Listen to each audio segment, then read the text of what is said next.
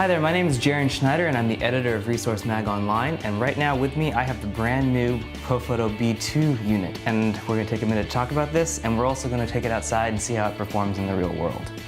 So the Profoto B2 is designed to be kind of an event, wedding, off-camera flash option that's going to be stronger than your traditional speed light, but not as powerful as a B1. This is a 250 watt-second battery pack.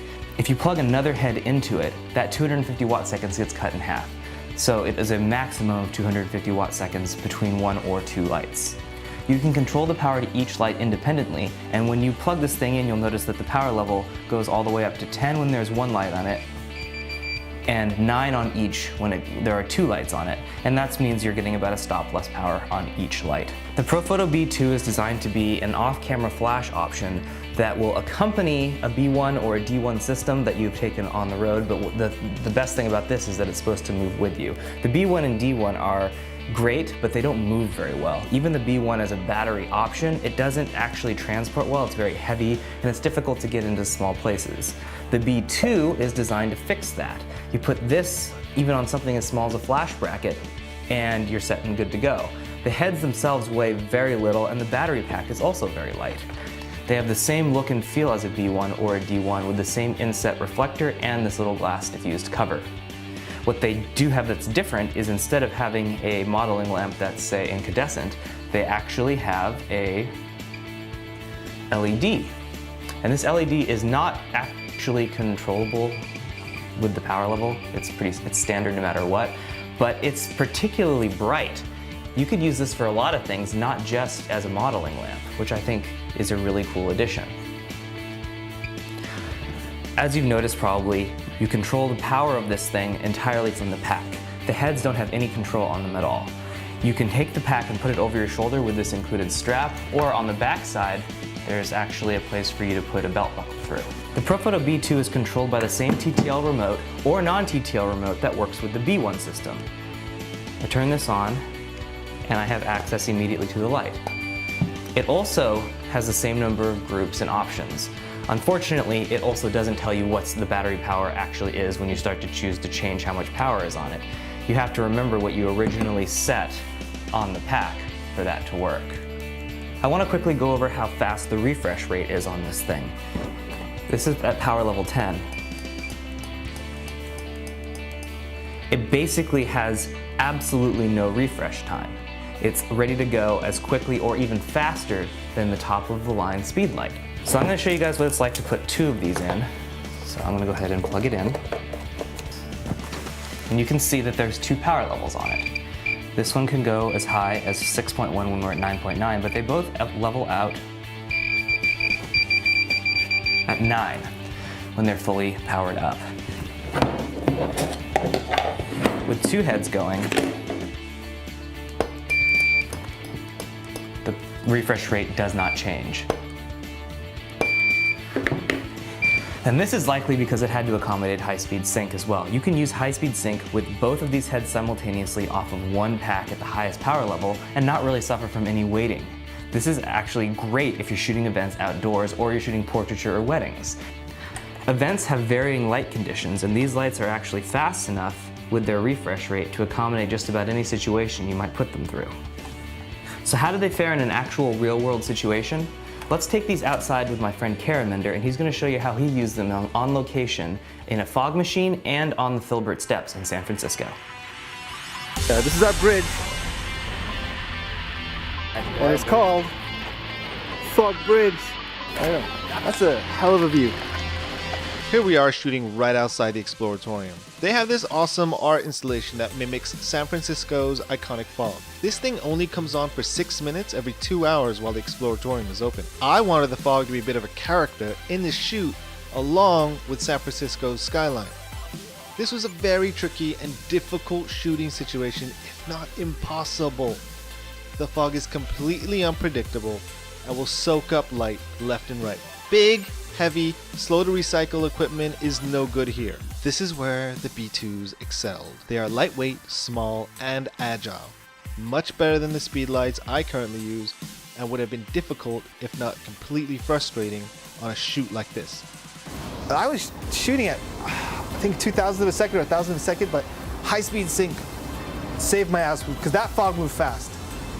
And I don't think I could have just gotten like a quick still frame if I was shooting any, like if I had to shoot what, 200 of a second, 1/25th of a second, something real slow like that. But oh my God, thank goodness for high-speed sync. That really saved my bacon.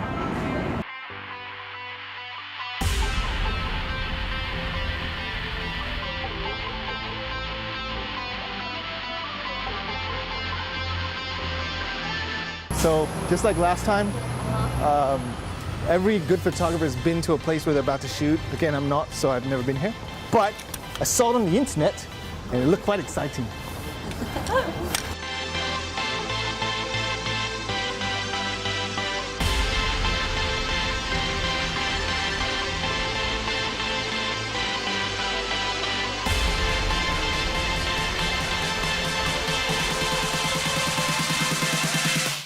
The B2s are brilliant and are a good, solid, professional little kit. It feels like having your high-end studio equipment with you in a lightweight package. Most manufacturers, when they have like TTL for flash purposes, when you switch from shooting in, say, aperture priority or program mode, and you go to manual, it zeroes out all your TTL settings for the flash. Whereas these Profotos don't do that. So you can kind of take a quick meter reading, oh, well, not meter reading, but you take a quick shot in automatic or program or aperture priority, switch over to manual, keep settings on the flashes, and then you just tweak as you'd like from there, which is very nice. I like that. I would do that. I love that you can swap the batteries. These guys at Profoto have really thought things through. Their new, smaller, light shaping modifiers are fantastic and built really well to last. I definitely give the Profoto B2s the Caraminder seal of approval, if it existed, which it should, by the way. Can someone please make that happen? It's got just a wee too much power. I kind of really wanted to shoot really shallow, but that's okay.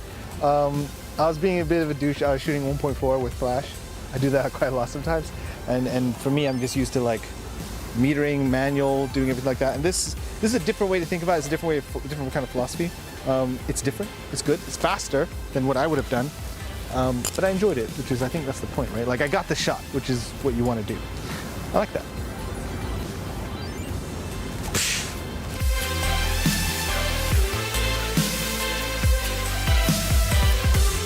I also took these out with a friend of mine, his name is Mike Kelly, and we tried them at an architecture shoot. And these things were really great because they have the ability to be handheld very quickly and easily, and we were able to fit into small situations like bathrooms that don't necessarily have the amount of room for a B1 or a D1.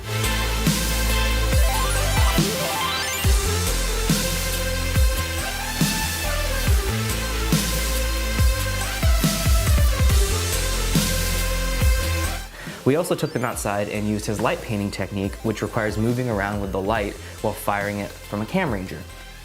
He usually uses a B1 for that, but this time we chose the B2, and the B2 was a lot lighter, faster, and easier. So if you're going to pick one of these up, it's going to be to sacrifice a little bit of power for a lot more mobility. So what's the final verdict?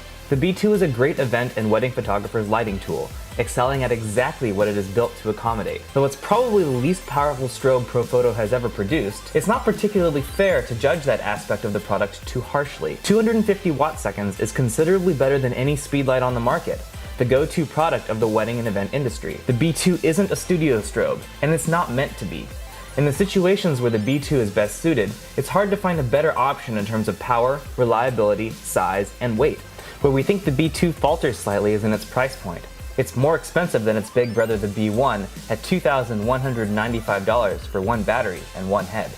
But photographers with a thriving wedding business likely won't dwell on that too long when they see the options that open up to them with the B2. For the full written review of the B2, make sure to head on over to Resource Mag Online. And for more reviews, commentary, and information about the photo and video world, make sure you subscribe to this YouTube channel.